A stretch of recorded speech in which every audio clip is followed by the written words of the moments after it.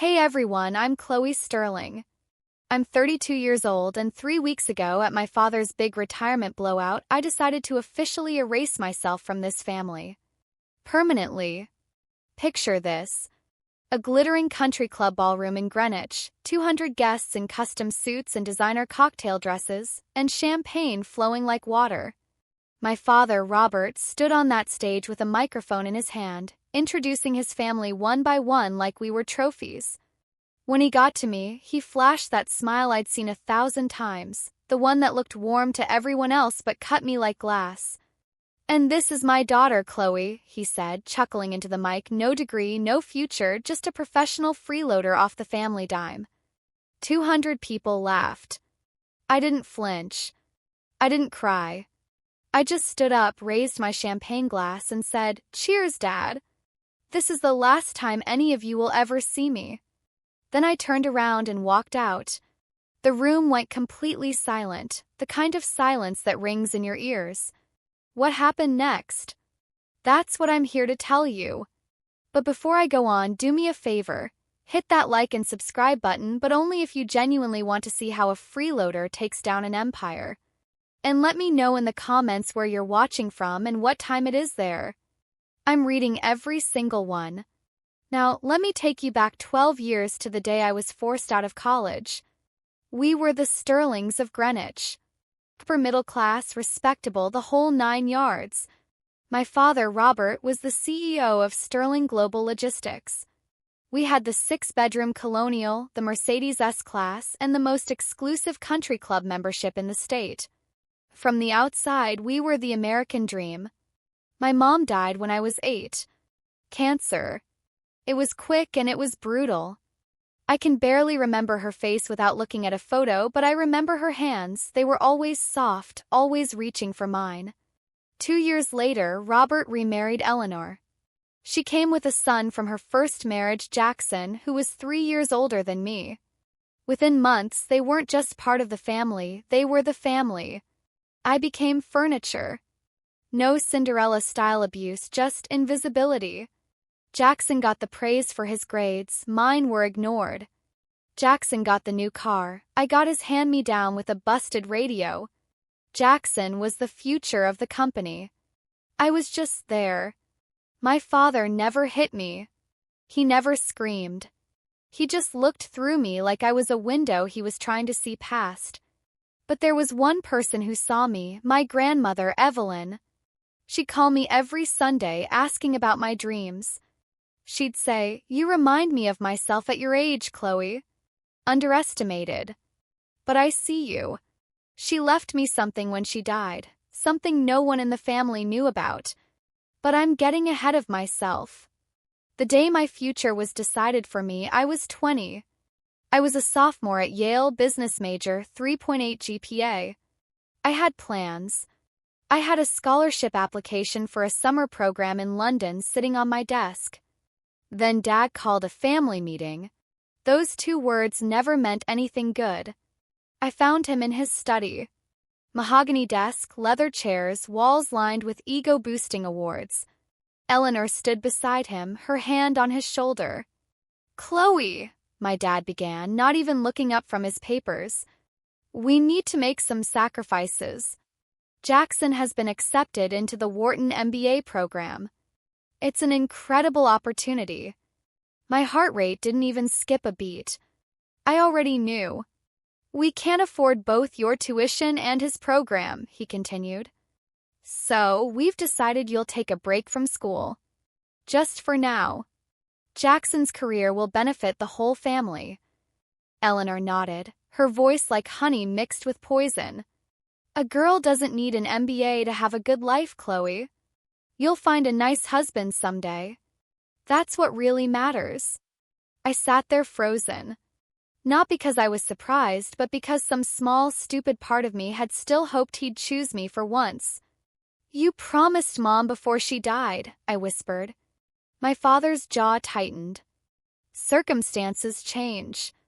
When the company stabilizes, I'll make it up to you." He never did.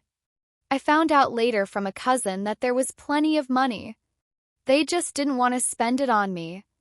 I didn't argue that day. I just nodded. But inside, I made a promise. This was the last time I'd let anyone else decide what I was worth. I moved to Chicago with $2,000 in savings and a suitcase. My first apartment was a 400-square-foot studio above a laundromat in Logan Square. The radiator clanked all night, and I ate ramen for dinner and day-old bagels from the cafe where I worked mornings. But here's the thing about rock bottom: you can't fall any further. I got a job as an admin assistant at a small logistics firm. The owner, a gruff guy named Artie, saw something in me. "You've got a brain, Chloe," he told me. "Use it." So I did. I stayed late. I learned every system. I took free online courses at night. MIT OpenCourseWare became my college. I didn't call home. I didn't ask for $1. When my father's secretary sent me a birthday card with a $50 check, I tore it up. 4 years later, I had saved enough to start Apex Logistics Consulting. Just me and a laptop in a co-working space. I kept my name off everything. No LinkedIn, no press. All business went through my lawyer, Sarah. Why the secrecy? 'Cause I knew my family. If they saw me succeeding, they'd try to take credit or tear it down. I built my empire in silence because silence was the only language my family ever taught me. When Evelyn died 2 years ago, I sat in the back pew at the funeral. I watched my father deliver a eulogy about family values, and I almost choked on the irony. 3 days later, Sarah called me. "Chloe, your grandmother established a trust for you 8 years ago. Total secrecy. It contains $800,000. She left a letter, too.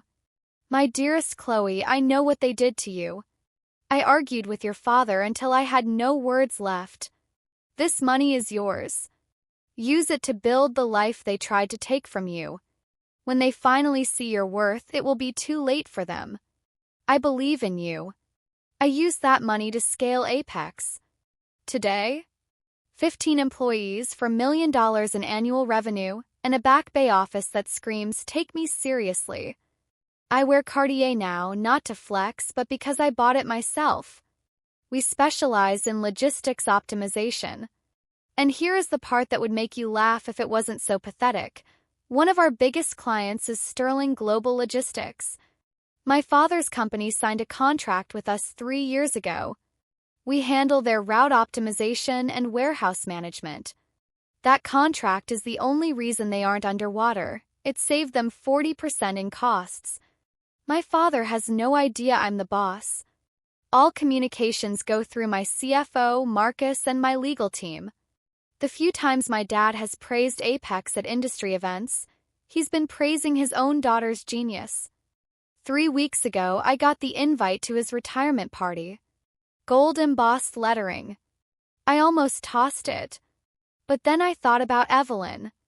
I thought about 12 years of being a ghost. I went because I knew he'd do something unforgivable, and I wanted to be there to say goodbye on my own terms. Party was exactly what I expected. Eleanor intercepted me at the door, doing a quick inventory of my Valentino dress. "Chloe, you came," she said, her eyes narrowing at my Birkin bag. "Your father wasn't sure you'd have something appropriate to wear." I just smiled. How thoughtful of him. I was seated at table 14, tucked in the back corner by the kitchen. Not the family table. I watched my father from across the room. I heard him telling a shipping executive, "Apex Logistics has been transformative for us. Whoever runs that company is a genius." I took a sip of champagne to hide my smirk. My phone buzzed, a text from Marcus, my CFO. "Dad's company wants a 5-year renewal. They're desperate. Waiting on your call." Then came the speech. The spotlight. The freeloader joke. The laughter. When I walked out and headed for my Tesla, my father and Eleanor chased me down. "You humiliated me," he hissed, his face a thundercloud. "Get back inside and apologize." "No," I said. The word felt like power. "I'm done being your punchline, Dad. You cut me off 12 years ago. Tonight, I'm just making it official. Goodbye." I drove away and didn't look back. But the fallout? That was just beginning. My phone exploded with texts from Aunt Susan and other relatives, all saying I'd had a mental breakdown and that I needed professional help. They were already spinning the narrative. Then came the call from James Crawford, a partner at my father's company. "Chloe, there's some chatter. People think they saw you at the Apex offices. Your father wants to clear the air." They were fishing. They were starting to sweat. While I was in Chicago, my father was walking into a boardroom where his own CFO was pale as a ghost. "We have a problem," the CFO told him. "The Apex contract is up. They aren't responding to our renewal offers. If we lose them, we lose everything." My father just frowned and said, "Then call their executives directly. Who is in charge over there?" The CFO looked like he was about to throw up. "Sir, Apex is extremely private, but we just got a lead." No one at the company had ever met the actual leadership of Apex Logistics. Everything went through intermediaries.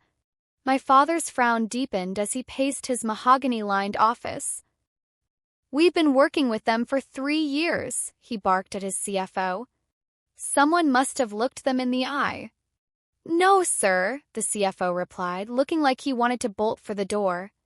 "It's all been virtual meetings, legal reps, and account managers. No one at Sterling Global has ever met the actual owner." A long, suffocating silence filled the room. "If they walk away from us," the CFO continued, his voice trembling, "we lose 40% of our operational efficiency overnight. In this market, it would take 18 months just to find a replacement, and that's if we don't go bankrupt first." "I know what it means," Dad snapped. He stared at the folder on his desk, a cold knot forming in his stomach. The timing, the silence, the fact that this was happening right after the party, it was too perfect. "I don't care what it takes. I want a name by the end of the week." What he didn't know was that the name he was looking for was already on his family tree. The following Thursday, my phone buzzed. It was Eleanor, my stepmother. I almost let it go to voicemail, but curiosity won. "Chloe, sweetheart," she cooed. Her voice was pure honey and saccharin. "I've been so worried about you." "Have you?" I asked, my voice flat. "Of course. Your family. That's what we do." She laughed softly, as if we were best friends sharing a secret. "Listen, about the party, your father feels terrible. He didn't mean a word of it. You know how he is, he gets nervous and tries to be funny. He told 200 people I had no future and zero worth," I reminded her. "He exaggerates when he's anxious, honey. Look, why don't you come home this weekend? We'll have a nice dinner, just the 4 of us. Clear the air. Start fresh." I could almost see her sitting in that pristine living room, rehearsing her lines, trying to find the right button to push. "Does Dad want to apologize?" I asked. There was a slight hesitation. "He wants to move forward. That's what matters, isn't it? So, no apology." "Chloe, don't be difficult. We're trying to help you." "Help me? Now?" I actually laughed out loud. "Eleanor, you've spent 12 years making sure I knew I wasn't really part of this family. Why the sudden change of heart?" The warmth dropped from her voice instantly. "I think we both know there's more going here than just family drama. Whatever you're planning, and I know you're planning something, it would be better for everyone if you just came home." "No," I said and hung up. They knew something was wrong, but they didn't know how much they should be shaking. The next morning, I headed to the office of Sarah, the lawyer who had handled my grandmother's estate. Her office in downtown Boston was all glass and steel, overlooking the harbor. It was a place where power resided. "I've been expecting you," Sarah said. "I assume this is about Sterling Global?" "They're digging into Apex, trying to find the owner." I nodded. My anonymity was always going to be temporary. "How do we do this?" Sarah spread the documents across the table. The Apex contract, the termination clauses, the trust fund papers. Your contract includes a 30-day termination notice, she said. No penalties. No legal exposure. And Evelyn's trust is completely separate from your father's estate. He can't touch a dime of it even if he tries to sue. She looked at me over her glasses. Evelyn made sure of that. She told me once, one day Chloe is going to need leverage and I want her to have it. I felt tears prick my eyes. Grandma Evelyn protecting me from the grave. She also said one more thing, Sarah added. Tell her not to be cruel. Just be honest. Sometimes the truth is punishment enough. That afternoon, I met with Marcus, my CFO at Apex. He's been my right hand since year 2. They're begging for a renewal, he said, scrolling through his tablet. 5 years, 12% increase in terms. They're terrified. I pulled up the projections. The numbers were brutal. If we walked away, Sterling Global wouldn't just dip, they'd go into a freefall. Draft the termination letter, I told him. 30-day notice. Reason, strategic repositioning. That's all they need to know officially. But I'm writing a personal letter to my father. He needs to know who he's been depending on. I spent all of Sunday writing that letter. I went through 7 drafts. The first was too angry, the second was too cold. The final version was simple. Dear Dad, you said I had no future. You told everyone I was worthless. I want you to know that the company you call the backbone of your business, Apex Logistics, is mine. I built it. For 3 years, the daughter you dismissed has been the only thing keeping you afloat. I'm ending this contract as a boundary. Grandma Evelyn saw what you couldn't. I don't need an apology. I just need you to know I am not who you said I was. Don't contact me again. Chloe Evelyn Sterling. Monday 9 a.m. The package was delivered to my father's headquarters. By noon, my phone was a war zone. 10:15 a.m. missed call from Dad. 10:30 a.m. missed call from Jackson.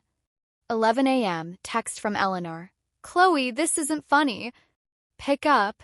2 p.m. my assistant knocked on my door. Miss Sterling, there's a family in the lobby. They say it's an emergency. I took a deep breath, straightened my blazer, and checked my reflection. Send them to Conference Room B. I'll be there in 5. Conference Room B had glass walls. I wanted my employees to see us to keep things civil. When I walked in, my father, Eleanor, and Jackson were clustered by the window. My father turned to me, and for the first time, he looked old. Gray. Defeated.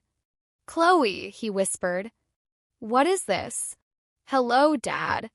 Eleanor. Jackson. I took my seat at the head of the table. I assume you got my letter. You can't do this, Jackson yelled, jabbing a finger at me. This is sick.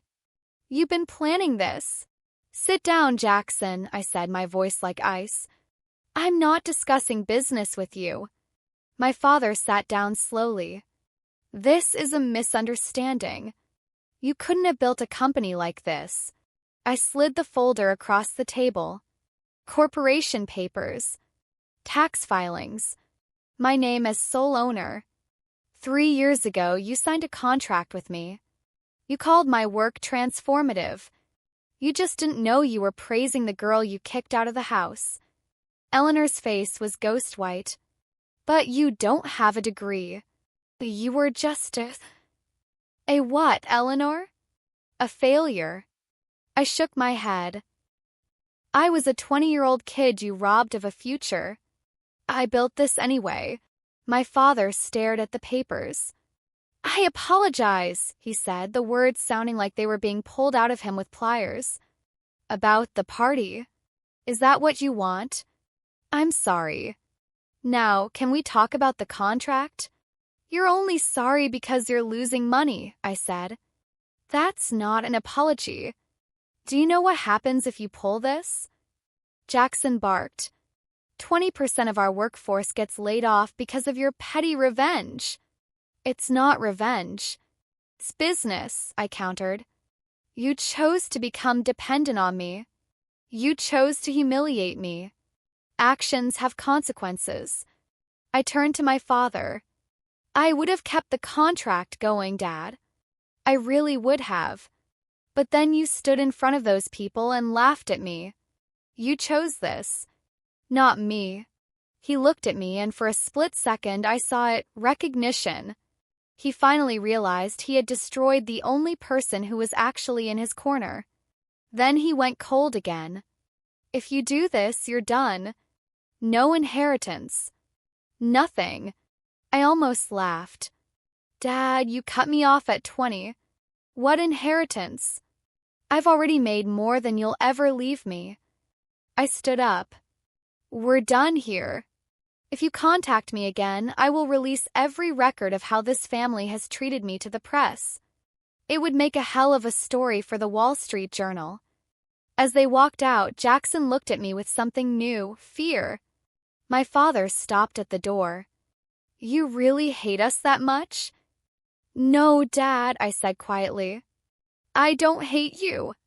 I just don't need you anymore. And that's something you'll have to learn to live with. The fallout was massive. A week later, my Uncle Robert, the black sheep artist of the family, called me. Chloe, I heard what happened. There's something you should know. When your father said he couldn't afford your tuition, that was a lie. Your mother had a fund set up for you before she died. Enough for 4 years at any school. Your father drained it to pay for Jackson's MBA. The room tilted. He didn't just deny me a future. He stole my mother's last gift to me. Grandma Evelyn had found out, and that's why she set up the secret trust. She couldn't get the money back, but she could give me a fighting chance. 6 months later, Sterling Global Logistics announced a massive layoff. The golden boy Jackson was being shredded by the board of directors. My father's reputation was in the trash. People don't like doing business with a man who mocks the daughter who's keeping him solvent. I didn't feel happy about it. I just felt light. I'm in therapy now, working through the years of being invisible. Pex is thriving, and I've reconnected with Uncle Robert. He tells me stories about my mom, how she was a fighter just like me. If you're out there and your family makes you feel small, please listen to me. Your worth isn't in their words. It's in what you build when they aren't looking. It's in the life you create with your own 2 hands. My father thought he was putting me in my place at that party. All he did was set me free. Boundaries aren't about revenge. They're about saying, this is where my life begins and your damage ends. I'm Chloe Sterling, and I'm finally free.